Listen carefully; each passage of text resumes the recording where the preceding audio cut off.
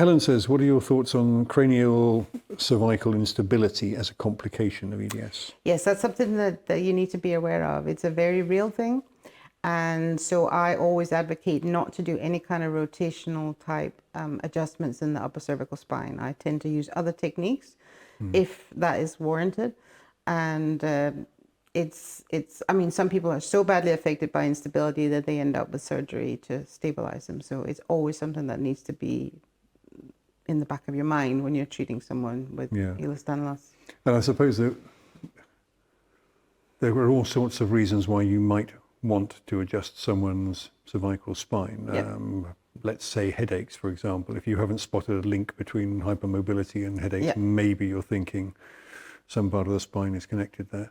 But that's surely it's still going to be even you might feel that the joint is less mobile than the others, but you're immediately going to recognise that it's hypermobile, aren't you? Not necessarily. Because it might only be one or two joints. Yes, exactly. Yeah. So, I mean, I remember when I was going through university, I had a car accident a few years prior and had severe head injury, and I had chronic headaches every day for 8 years.